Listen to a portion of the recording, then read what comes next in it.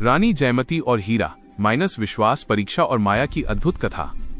रात की नर्म हवा नौलखा बाग की ओर बह रही थी। चांद आसमान में जगमगा रहा था और उसी चांदनी में दो परछाइयां महल से दूर जाती दिखती थीं। हीरा और उसके पीछे घूंघट में लिपटी रानी जयमती।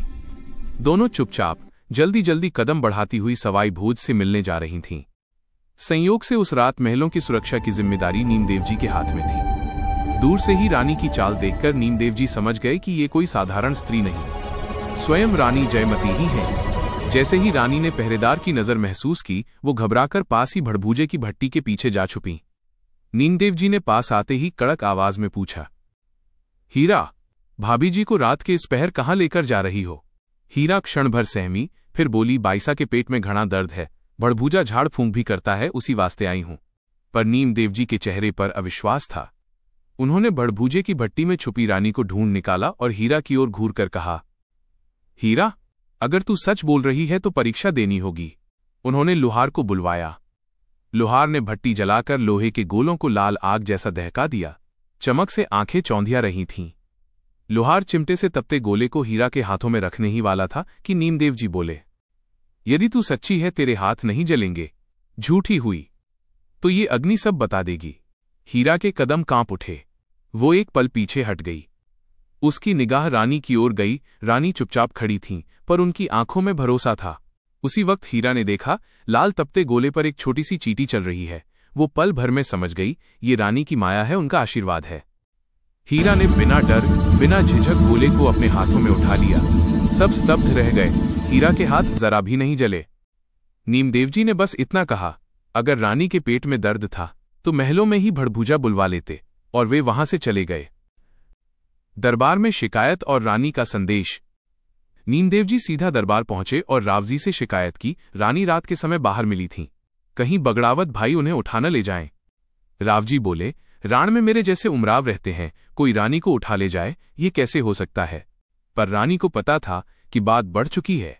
अगले दिन उन्होंने हीरा के हाथ नियाजी को संदेश भेजा, कुछ दिन नौलखा बाग से बाहर मत निकलना, महलों की ओर आना जाना बिल्कुल बंद कर दो, लोग गलत अर्थ लगाएंगे।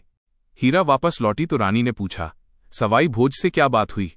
हीरा बोली, बाईसा, मैं तो सवाई भोज से मिली ही नहीं, नियाजी से बात करके लौट आई हूं।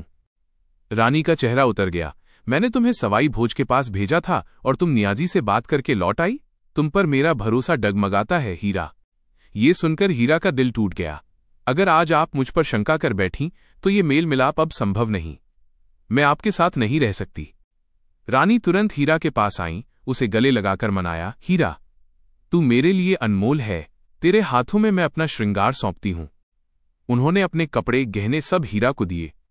मेरा साथ मत छोड़, मुझे यहां से निकलने का उपाय बता। हीरा बोली, रावजी को सूअर के शिकार पर भेज दीजिए, पहरा तोड़ना तभी संभव है। रानी ने योजना मान ली। बीमारी का बहाना और चावड़िया भोपा। रानी पेट दर्द का बहाना करती हैं। हीरा दौड़ती हुई दरबार में पहुंचती है। फरियाद दरबार, बाईसा की बीमारी जान ले लेगी, कुछ करो। रावजी चिंतित हो उठे। नीमदेव जी को नया भोपा लाने का आदेश दिया। उर्दू बाजार में चावड़िया भोपा मिला। मैं डाकन प्रेत मूठ सब मिनटों में खत्म कर देता हूं। उसे महलों में लाया गया। रानी ने अपनी माया से भोपा के मन में भाव डाल दिया। भोपा बोला, रानी ने भैरूजी से राजा मांगा था, राजा तो मिल गया, पर भैरूजी की जात अब तक नहीं जिमाई, इसी कारण दोष लगा है, जात जिमानी पड़ेगी। नीमदेव जी ने पूछा, जात जिमाने में क्या लगेगा? हीरा बोली, 12 मण का पुआ, 12 मण की पापड़ी, 12 मण का सूअर जिसके बाल खड़े न हों, उसे बाईसा पर वार कर छोड़ना होगा। ये टोटका रावजी के ही हाथ से लगेगा। सुनते ही रावजी बोला, ठीक है, आज ही शिकार पर चलते हैं।